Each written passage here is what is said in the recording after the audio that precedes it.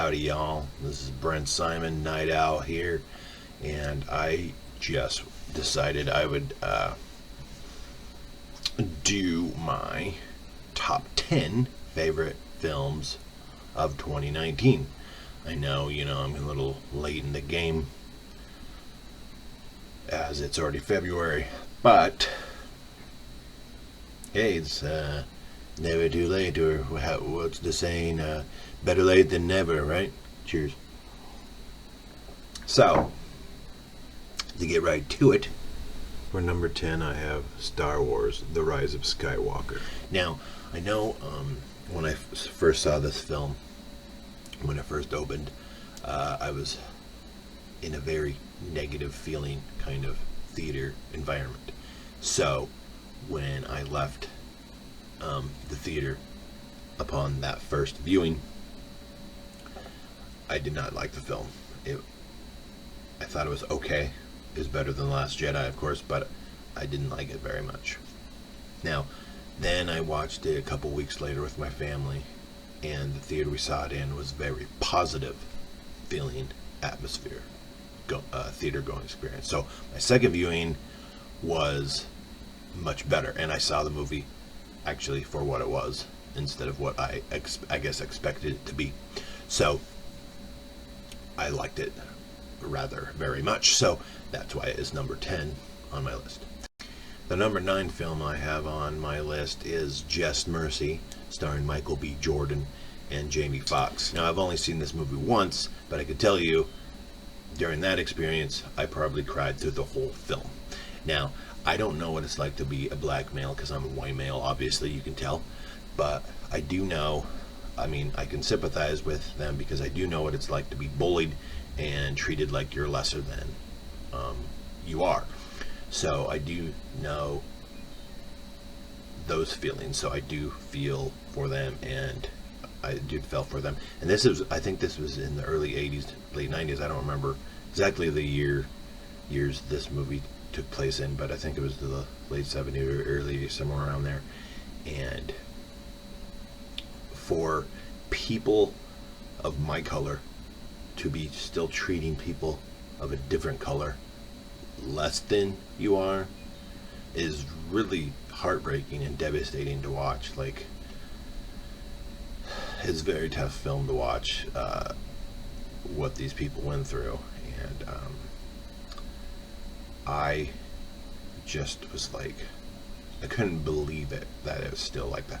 And I guess it's still like that probably, well, of course, with Trump president, it's still like that in parts of the South. So anyways, it was a fantastic, phenomenal film. If you have not seen it, go see Just Mercy, and it is number 9 on my list. Number 8 on my list, I have Joker. Now, I was going to watch a bunch of these films again before I did this top 10 list, but I kept putting it off, and it just, it kept getting closer through the year, and now it's February. So I decided, you know what, I don't know if I'm going to rewatch some of the films. Like Joker was one of them that I was going to rewatch, but I just decided to go ahead and talk about my first viewing experience of it. And all these will be definitely my viewing experiences and what I enjoyed about these films. Some of them I have watched twice, but most of them are, I'm not sure how many I've seen once and how many I've seen twice, but I'll just go off what I know. And this viewing experience of Joker, I did find the film very disturbing, but a very well told story in the perspective of what a person could be like and where they could come from. And Joaquin Phoenix plays this character of Arthur Fleck perfectly, and very deserving of his Oscar. But he plays it's an interesting take on how this character can become this iconic Batman villain, like the main Batman villain that we all know, Joker, and I thought this was an interesting take on how that could happen. But it's very disturbing in a lot of ways, and very real in a lot of ways, because, like I said, with Just Mercy, I've dealt with bullying and people feeling like you're less than them, and that's what Arthur Fleck was going through, you know. So it's kind of the same situation, and of course, he didn't have the best upbringing. So a lot of situations, his walk of life, how he was raised, who he was raised by, all these different factors, and his choice ultimately when he snapped, and his choices after that brought him to where he was, and how he became the Joker. So I thought it was a very interesting story, and that's why it is number 8 on my favorite films of 2019. My number 7 film of 2019 was the Disney's, it's not a live action, people are calling it kind of a live action, but it's more of a lifelike version, or a photorealistic version of The Lion King. Now, my relationship with the animated film is as such as I enjoyed the film when I first saw it. You know, it came out in like 1994, and I enjoyed it well enough, but it's not a film I really revisited that many times during my, since 1994. And I did go and see the 3D re-release, and I thoroughly enjoyed that release and thought, wow, I now understand why people love this film, because I enjoyed it the first time, like I said, when I first saw it in 1994, and then I kind of just like forgot about it. Then I saw the 3D re-release, and it almost was like watching a new film, because there's a lot of parts I didn't remember from the first time I watched it. And I've seen it here and there through those years, but never I don't know if I ever watched the whole thing all the way through a second time ever. So I think the 3D viewing was the only time like I really watched it all the way through again. So anyways, bringing it back to this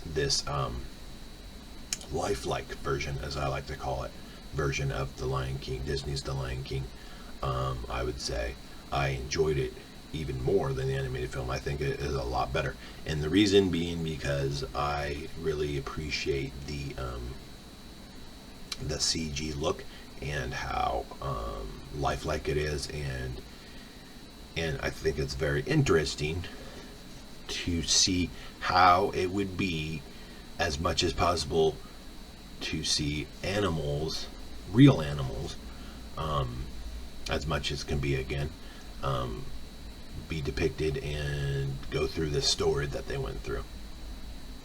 And I have nothing against the animated film, like I said, but I just prefer this version because I would rather watch real animal, like or photorealistic looking real animals. Or I guess I should stop saying real, because they're not real, they're CGI'd lifelike recreations of animals.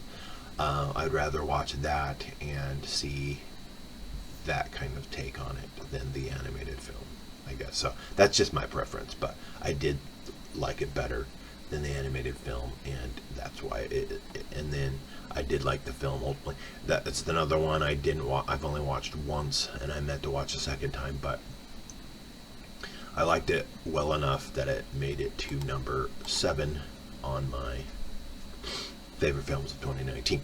Alright, moving on. Number 6 of my favorite films of 19 is Once Upon a Time in Hollywood, which happens to be my favorite Quentin Tarantino film of all time. Now, and I did see this one twice in theaters. What are you doing, buddy? My cat's over there trying to pull on the sheet. Anyways, You know, I say it's my favorite film because my experience with his earlier films have been okay. Like, I've enjoyed his films well enough, um, but they were never films about characters that I really related to. Like, I don't relate to hitmen or gun or mobsters or anything like that. So his earlier films I kind of watched, enjoyed, and then forgot about. Basically, I never really revisited them that many times.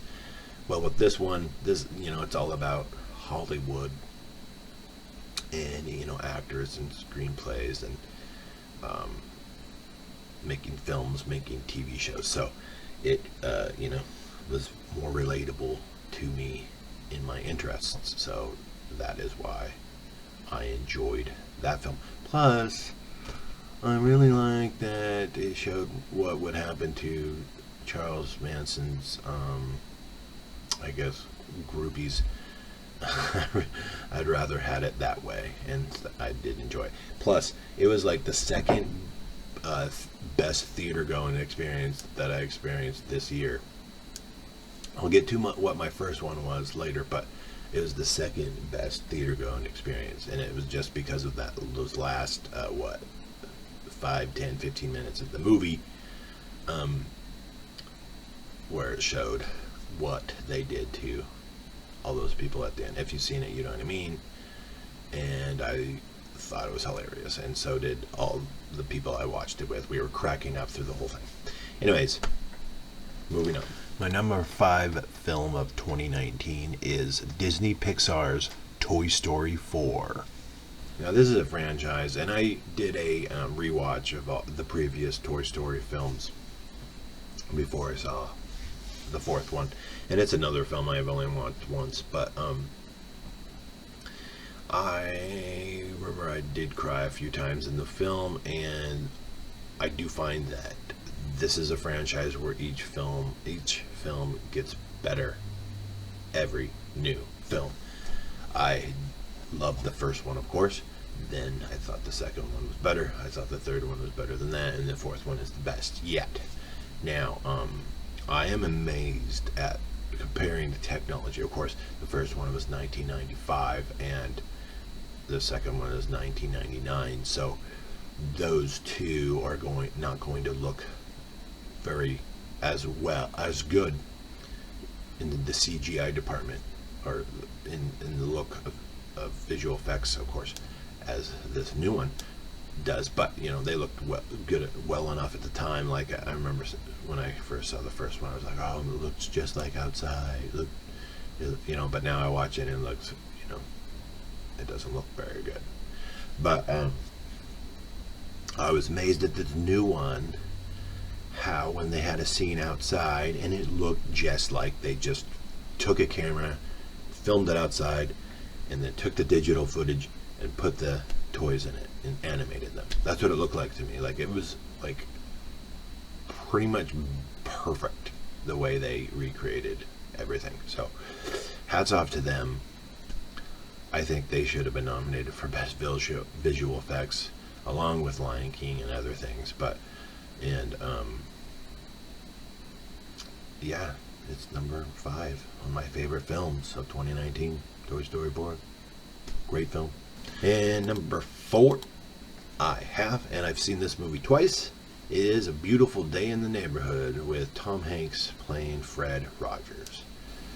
So the first time I saw this film, it easily went to my top 5, like right away. It might even been number 2 for a little bit. I think it was my number 2 film for a little bit. But then I saw another film again, and then I saw another film for the first time. And I'll get to those, of course, in a little bit. But it is number 4 now, and I thought it was a very well-made and beautifully made and beautifully acted film. And it really resonated with me really well. I did cry a few times in it, and I thought Tom Hanks' performance was really good. Like, I did feel like he was Fred Rogers a lot of times. And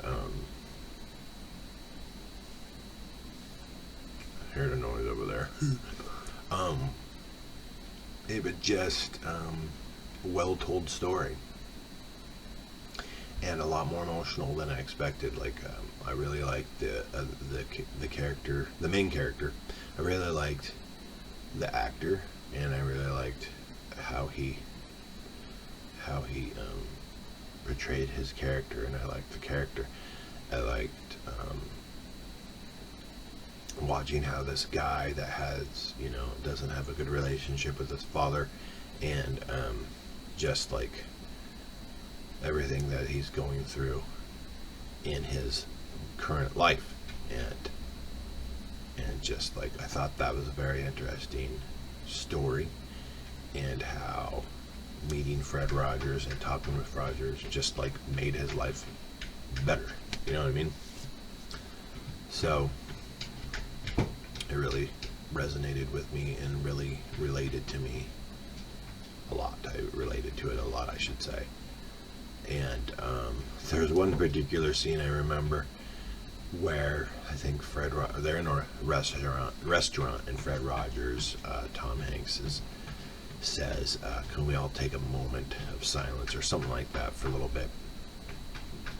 And then Tom Hanks just looks at the camera. I mean, it looks like he's looking at the camera, looking at me, looking at you, looking at the audience, just for like, I don't know, it felt like a minute. He was just like looking at us.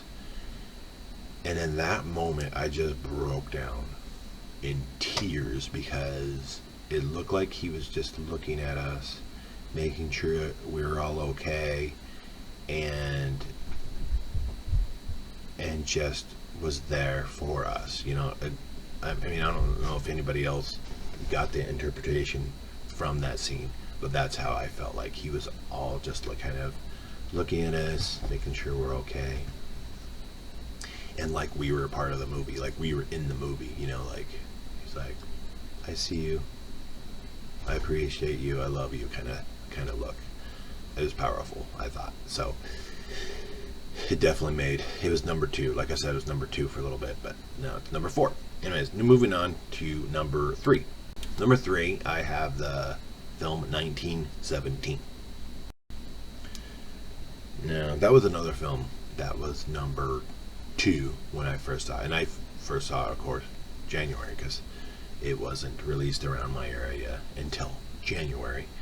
So when I first saw, I've seen that one a couple times now too. I took my parents to see it when I saw it the second time, but very well told story, very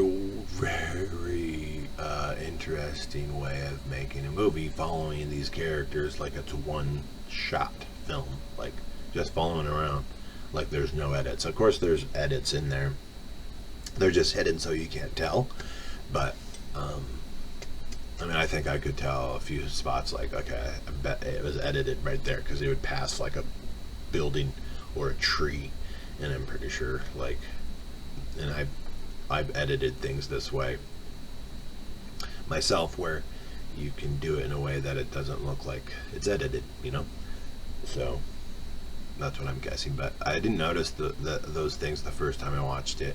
The second time I watched it, I noticed, like, okay, it was probably edited or stopped right there, and then continued on from that section, a part, like when it passed a tree or passed a building or something, so it was a very, like, excellent, phenomenal film, I thought, and I thought it should have won Best Picture of the Year.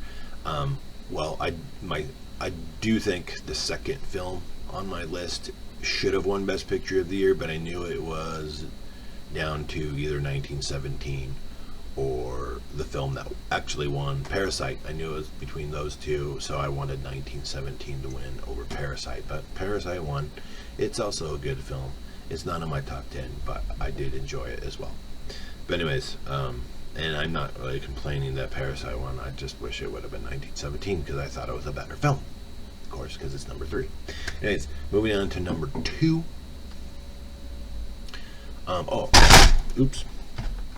I do want to say I thought it was interesting because Sam Mendes was the director of 1917, and I did find it interesting because the last James Bond movie, he did 2 James Bond movies, of course, Skyfall and Spectre, but the last one, Spectre, of course, he did that first opening scene where it was like one big long take, and I thought it was interesting because he probably did that movie, did that scene, and then it was like, I want to do a whole movie where it looks like this. So I thought that was cool. So and that seemed like Inspector was kind of like his practice run or something, like, could we do this? And then he did it, for I don't know how long that first opening scene take was, 5 or 10 minutes, I think, and it just looked like it was one continuous take as well.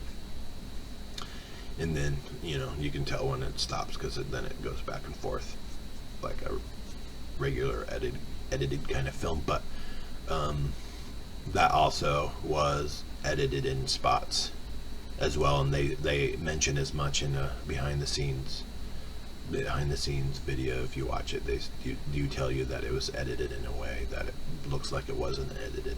So I knew that that's probably how they did 1917. Being the same director, I knew that's probably how they did it as well, and then I heard they did do that as well. But it does look like, I mean, unless you're looking for or know how editing goes and know where to look for, you might not even notice. But I mean, it's not noticeable, but I just kind of thought I could pick up on where the spots were that were edited. Anyways, enough about that. Number 2 on my list is Taika Waititi's Jojo Rabbit. This is a film, when I first saw it, I enjoyed it immensely, of course, but it was when I watched it a second time, and this is another film I had my parents come watch it with me again, or they watched it for the first time and I watched it the second time. And then I also invited my my niece and her husband to come watch it, and they came and watched it. I also invited my brother and his wife to come watch it, but they didn't come, which is fine. It comes out on the 18th this month, and I'll have it, so I can say, I can give them my copy and say, hey, here you go, watch this if you want, and I hope they do and I hope they enjoy it. But anyways, when I did watch it the second time, it went to number 2 for me because I enjoyed it that much more, and it was much more powerful to me the second time I watched it. I mean, that shoot scene was just as powerful as the first time, but when I saw it the first time, when I saw my first viewing of the film, I didn't really know what to expect. Like, I don't know if I laughed at everything in the beginning, because most of the beginning, probably the first 2/3, are just kind of comical moments where you just laugh through the whole thing, and I did the second time for sure, but I don't know if I did the first time as much because I was just kind of by myself. But I did enjoy it. And then the shoe scene happened, and if you've seen it, you know what I mean. The shoe scene happened, and I was just heartbroken. I was devastated, and I couldn't get over it for a while. Like, I was like, how can you go on in the movie right now? How can that kid go on? How can the movie go on right now? Like, this just happened. That just happened. And I don't know how anybody can move on. I don't know how the kid can move on. Like, it's heartbreaking.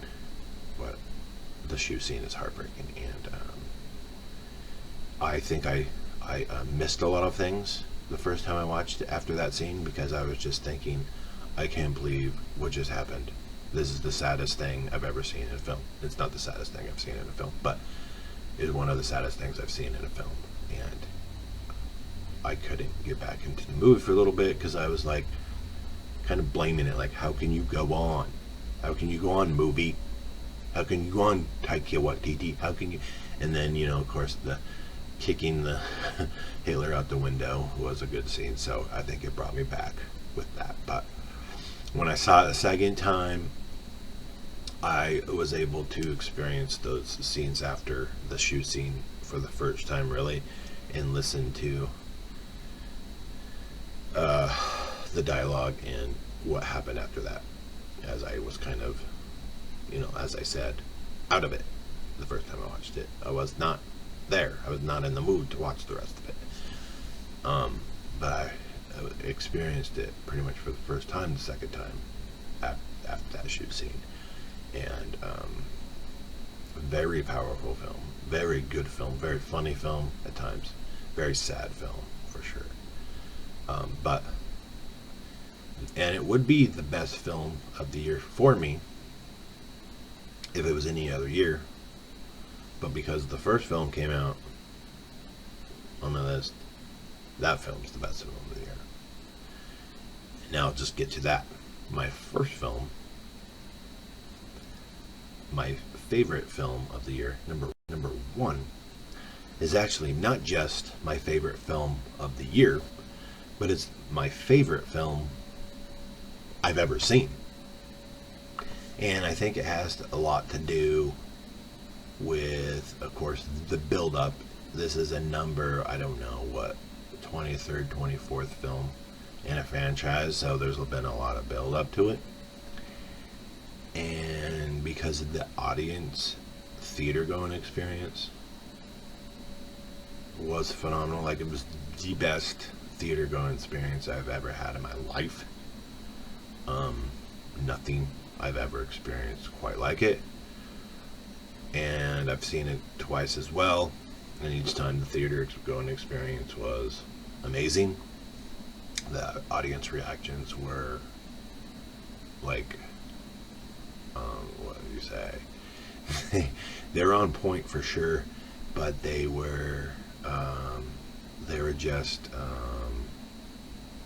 infectious. Like, I was going crazy myself during it. Anyways, you probably already know what this movie is, but I'll just say it. The best film of 2019, by far, to me, and the best film ever made, because of the theater-going experience itself, was Avengers Endgame. Marvel's Avengers Endgame. And, yeah. Like I said, it's probably just because there's been all these films that built up to it, and then the theater-going experience itself. But I don't know how another film that comes out after will quite match up to the experience that I felt when I watched Avengers Endgame. You know what I mean? Like, I don't quite know how that's going to be matched up. I know nothing that I've seen previous was anything even slightly like I experienced with that movie. So maybe Avengers Infinity War was close. That was probably the best theater-going experience I've ever had before that, but I didn't even consider that my favorite film of all time. That was my favorite film of last year, but this was definitely my favorite film of this year and of any other year of all time. So that's it, Avengers Endgame. So again, I'll put up my top 10 here again, in case you want to know. Well, number 10 is Star Wars The Rise of Skywalker. Number 9 is Just Mercy. Number 8 is Joker. Number 7 is The Lion King. Number 6 is Once Upon a Time in Hollywood. Number 5 is Toy Story 4. Number 4 is A Beautiful Day in the Neighborhood. Number 3 is 1917. Number 2 is Jojo Rabbit.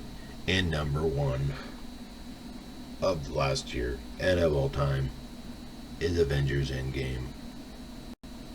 And that is my top 10 favorite films of 2019. I hope you enjoyed my list. I hope you enjoyed my video. And cheers.